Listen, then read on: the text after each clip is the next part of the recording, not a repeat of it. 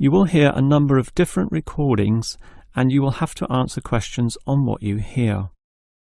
There will be time for you to read the instructions and questions, and you will have a chance to check your work. All the recordings will be played once only. The test is in 4 sections. At the end of the test, you will be given 10 minutes to transfer your answers to an answer sheet. Now turn to Section 1. Section 1. You will hear 2 flatmates, Tom and Richard, talking about their new flatmate who has just moved in the week before. First, you have some time to look at questions 1 to 6.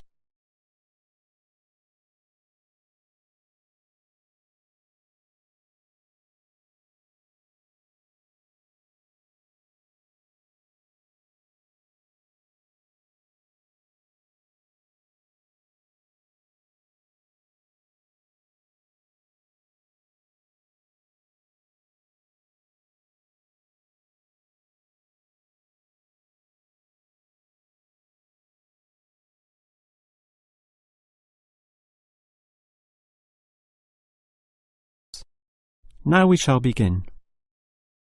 You should answer the questions as you listen, because you will not hear the recording a second time. Now listen carefully and answer questions 1 to 6. Hi, Richard. I'm glad I caught you here. Can I just talk to you about something?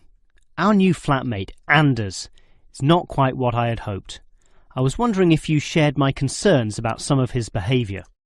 Yes, Tom, I know what you mean, but we can't be entirely negative. He has good points. I mean, at least he's quiet. He doesn't play loud music all night or bother others or turn his TV up, disturbing everyone.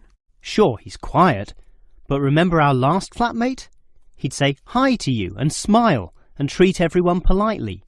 In comparison, this new guy is very impolite. He just grunts in reply and sometimes ignores me altogether. I guess that's just his way, just his character. I don't think he realises he's being impolite, and it shouldn't matter to us too much. We can just ignore him too and quietly live our own lives. But his friends are hard to ignore when they visit. I know what you mean, but how often does that happen? I rarely see them, maybe once or twice a month. If they came more often, it might be a problem, but as it is, such rare visits don't matter so much. Wouldn't you say so?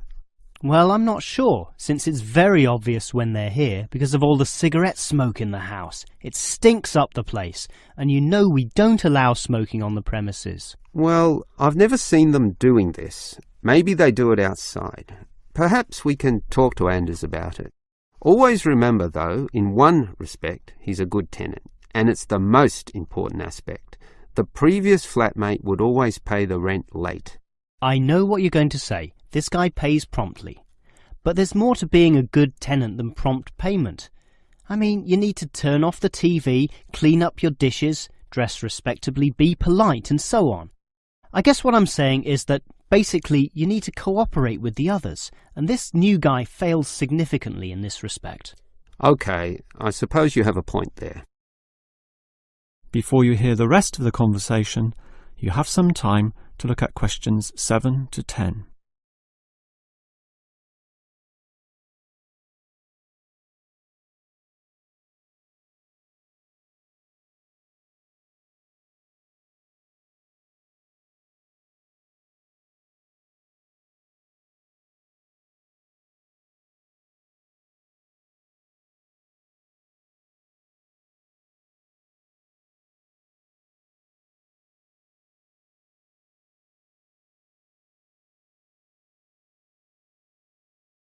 Now listen and answer questions 7 to 10. I tell you what, Tom, why don't we talk to our new flatmate, Anders, about these issues? If we throw him out, we'll have to go to all the trouble of finding another flatmate, who might not necessarily be much better. So, let's give the current guy a chance. Here, I've got a piece of paper, so let's make a short list of issues to discuss with him. Get it out into the open. Sure, we'll give him one more chance. So, write communication. And let's tell him to... Well, we can't change a person's personality overnight. So why don't we have a weekly tenants meeting and we can just ask him to attend. That way we can get to know him better. I'll write attend meeting and we can take it from there. OK, but we have to tell him about his friends. They can't just do whatever they want. Write a heading friends and then write don't smoke anywhere, inside or outside. Well, instead of being so direct and possibly causing offence, I'll just write follow rules and verbally mention the rules. TV off by 10 p.m, no loud music or bad behaviour, including smoking. OK, do that, but I still think we need to specifically mention that last issue. You know how I can't stand the habit. So I'd like this to be another and separate point. Cigarettes, strictly forbidden. And it's important to include the strictly here. We can't pussyfoot around too much. Sometimes directness is necessary. OK, I'll write that. Forbidden. OK. And what about cleaning duties? Anders is a little too relaxed about that. Dishes are sometimes not washed, dirty teacups are left around the place, and so on. So, write, must do better.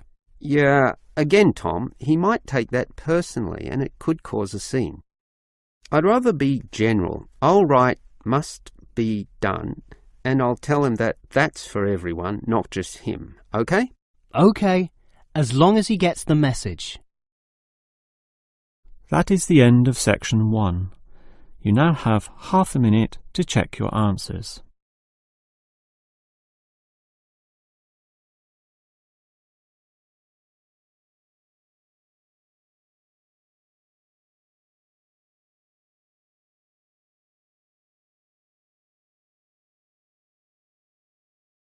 Now turn to section 2. Section 2.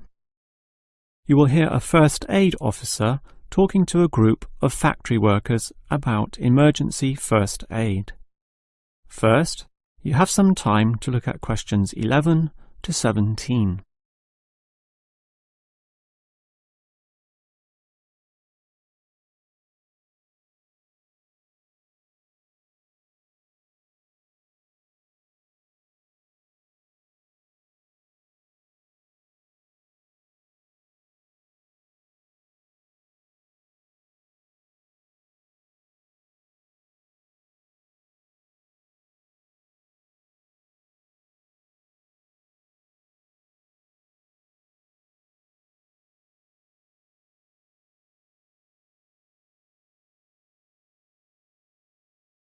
Now listen carefully and answer questions 11 to 17. Hello everyone. Now you know why I'm here. You all work in a factory and in this environment there always remains a significant possibility of accidents happening, in which case first aid will be necessary. What is first aid? It is the provision of emergency on-site care when an injury occurs, and it is essential for everyone to know, if only simply, the steps which must be followed. There are, of course, minor injuries which may happen, not needing further medical care beyond the intervention of the first aider, but you can never be sure, thus the following steps must always be followed. These can be abbreviated to the words Dr. ABC, in other words, DRABC. The D stands for danger, and that's the first issue to keep in mind. When an accident happens, immediately ascertain that the environment is safe. That, for example, nothing else will fall or break or cause accidents. If you, the first aider, are also injured, the problem is even worse. The R stands for respond. You must then ascertain the best response. Once all the danger has been eliminated and the distress calls sent out, the appropriate action is, obviously, to help the injured party. Alright, that leads to A, which stands for airway. In order to stay alive, all people need to have an open airway to allow breathing. A conscious person will automatically clear their own airway. But if unconscious, this may not happen. The brain is stopped or hindered from properly directing the body, and, obviously, in the worst case, death can result. For this reason, the injured person is normally put into the recovery position. Placed on the side, tilting the head back and ensuring that there are no blockages in the mouth. To free any such blockages, the back can be slapped or the chest compressed, allowing anything to be spat out. Now that the airway is free, check for B, or breathing. If breathing is not happening or is irregular, the first aider may have to assist with what is technically known as cardiopulmonary resuscitation, or more commonly, CPR. This involves breathing for the patient through mouth-to-mouth contact, while periodically massaging the heart through compressions to the chest. This combination allows blood and oxygen to flow around the body, keeping the patient alive, hopefully until medics, such as doctors, advanced first aiders, or ambulance staff arrive. Before you hear the rest of the talk, you have some time to look at questions 18 to 20.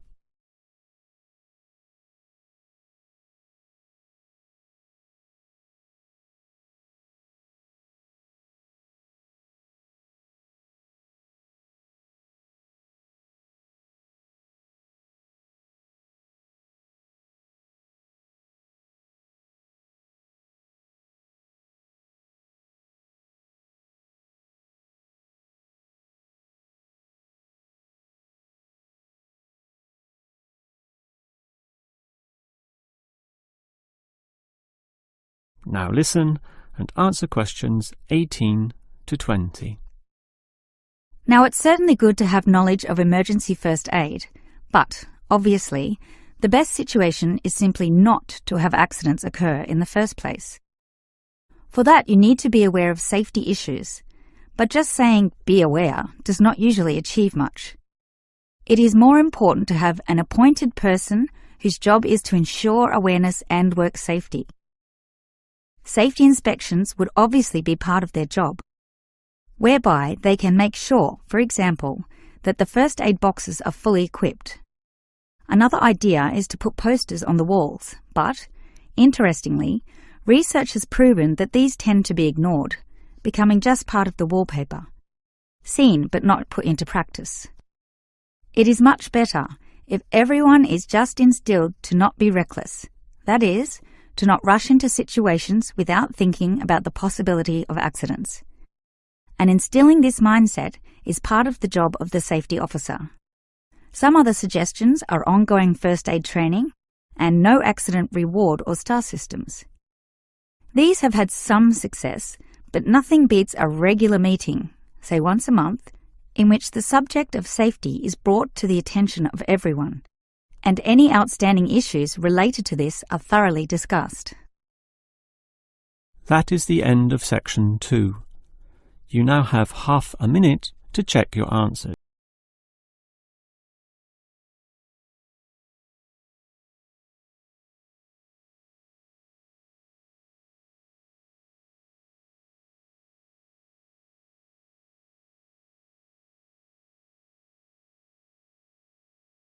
Now turn to section 3.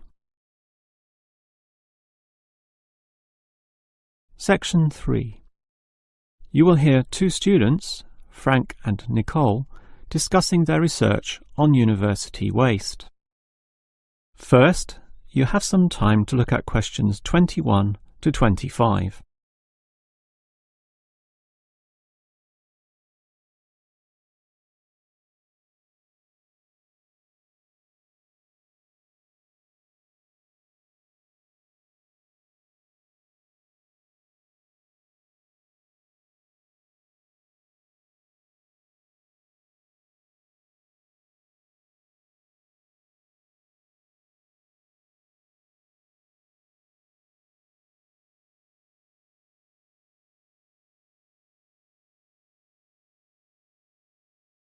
Now listen carefully and answer questions 21 to 25. Hi, Nicole. As you know, we've got to decide on the best ways this university can reduce its waste. You inspected the eastern campus and I did the western buildings. Did you do all the interviews as well? Yes, I interviewed all the staff, who made some good observations, and I interviewed some of the students. The students said little that was interesting. They don't seem to care that much. It was the cleaners, surprisingly, who revealed the most relevant facts. That's not surprising to me. They empty all the bins, so they see the waste firsthand, whereas the staff just throw things away without thinking. What item was most commonly disposed of? Well, it really depended on where I interviewed. In the cafeteria precinct, obviously paper plates and cups were thrown away all over the place. There was almost no attempt at recycling. However, across the university in general, it was paper copying that filled up most bins, far more than plastic or other forms of waste. Do people care about this, then? Well, some do, if you can believe them. I must have interviewed about 30% of customers in the cafeteria, and the results were mixed. Out of all the people I interviewed, well over half, maybe about 55% of them, were quite honest about it, telling me that they had little concern. The other fraction, 45%, were more troubled. Yes, but do they do anything about it? Surprisingly, quite a significant percentage do something, even if they aren't particularly concerned. I mean, small things. About 10% bring their own cups to the cafeteria, for example, and at least 1/3 said they use recycling bins. So, in total, it's an equal split between those who do something or those who don't. So why do so many people remain inactive, particularly over an issue they should care about more? I think they do care, and many of them are prepared to do something. Obviously, there's an element of laziness, but I'd say that it's relatively small. If they knew what to do, and if stringent systems existed, or if the importance of this was made clearer to them, I'm sure you'd see a much larger percentage of people actively working towards helping our environment. Well, there's cause for optimism at least. Before you hear the rest of the conversation, you have some time to look at questions 26 to 30.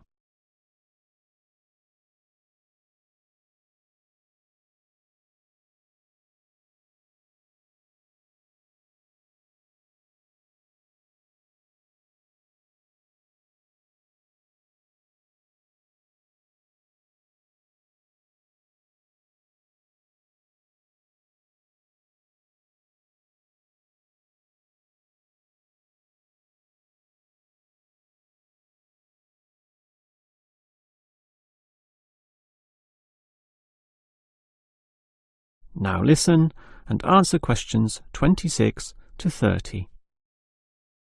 Clearly then, there's a significant waste of paper here at this university, so I've worked out one practical suggestion which could help reduce it, specifically the waste from the excess photocopying. Let me hear it then. Obviously, for a start, we've got to ensure that people, including the staff, without exception, copy both sides of a page. We can't tolerate single-sided copying. It's just far too wasteful. Absolutely. Just more trees being chopped down. But as people are doing copying, there may be adjustments and practice copying, producing single-sided copies or blank pages not wanted and not intended for use. These need to be deposited into a tray for intended recycling. You know, for recopying onto the blank side of the page. But people don't usually do that. I'm afraid it's just human nature. No matter how unimportant the copying is, they prefer to use fresh paper. Yeah, I agree with you, which is why you need to display these papers right in front of everyone with a clear sign, "Please reuse," to make it easy for them to do so. They still won't do it. I know. That's why you take some of these papers and regularly stack them inside the copier in a special tray once a day, say in the morning. Well, that's getting better, making it easier for them to use the paper. But still, I'm afraid many won't. That's why you allow everyone to select this tray when copying. You distribute numbers or codes to every person, giving them special access to this recycling tray. Every time they use papers from this, it's tallied up to their account. I know I'm sounding a bit negative, or even cynical here, but why should they bother using that tray? Because the person who does the most copying from this recycling tray gets, say, a cinema pass or lottery ticket or some other sort of reward. Oh, right. Now that's a system which might just work. Let's trial it in the office and see what happens. That is the end of section 3. You now have half a minute to check your answers.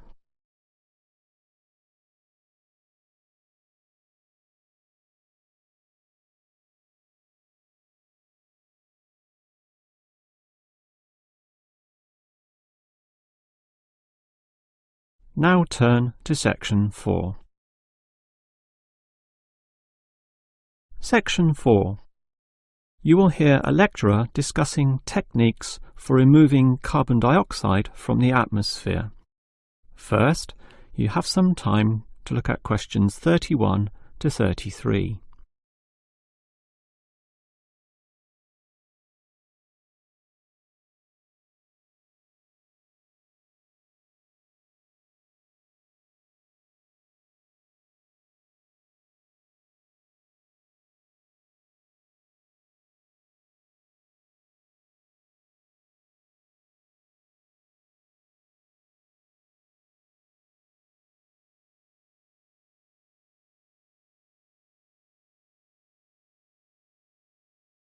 Now listen carefully and answer questions 31 to 33. We all know about the role of carbon dioxide in causing global warming. Obviously, society needs to reduce the release of carbon dioxide, otherwise known as CO2. This gas comes from the burning of fossil fuels, such as coal and oil, and it is virtually impossible for society to prevent or even limit such activity. Our need for energy and power is just too great. Instead, a more practical idea is to collect the carbon dioxide from the burning process, for example, directly from the chimneys of power stations, and somehow prevent this gas from being released into the environment. To do that, you need to store it somehow, and that has to be essentially forever. It is perhaps for this reason that many believe that, rather than storing the carbon dioxide as a gas, it is better to react it with metal oxides, such as magnesium or calcium, which results in the formation of a hard carbonate material.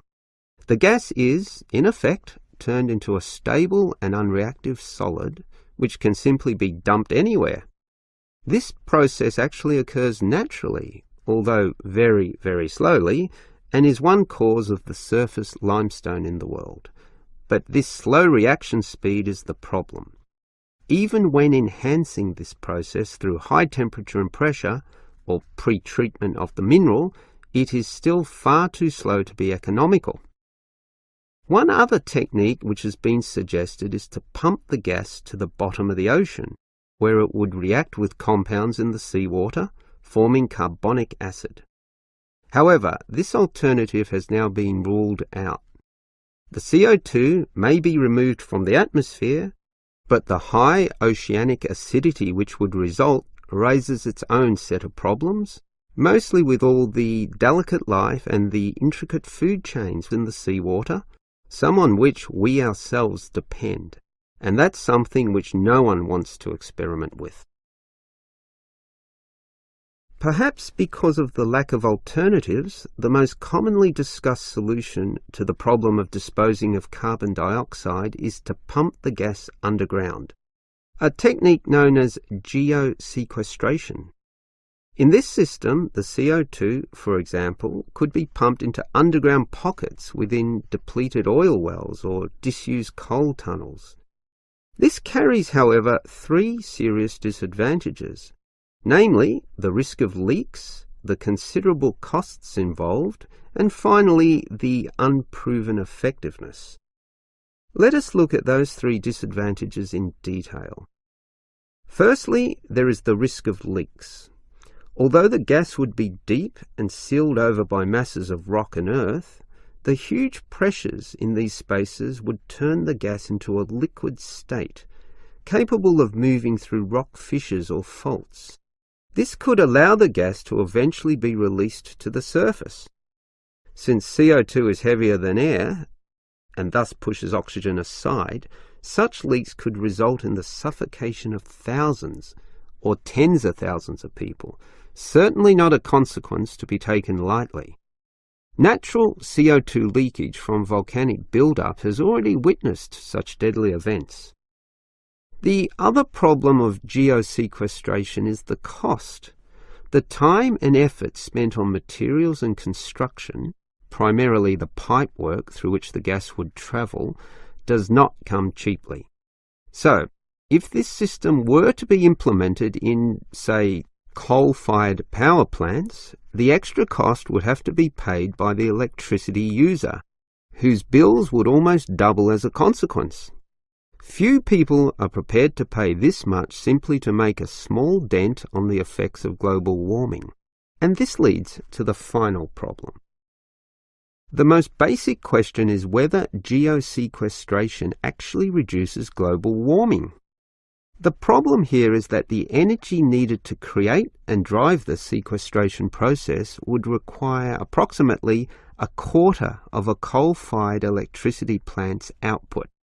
In other words, the plant would have to burn 1/4 more of its coal just to account for the sequestration of the carbon dioxide. And with coal producing other noxious pollutants, such as sulfur, ash, and heavy metals, the environment is hardly benefited at all. Nevertheless, there are many active experimental efforts underway, primarily in oil production sites. These are small, but intensively monitored and analysed. All we can say now is that the jury is still out on whether underground carbon storage will one day be feasible. That is the end of section 4. You now have half a minute to check your answers.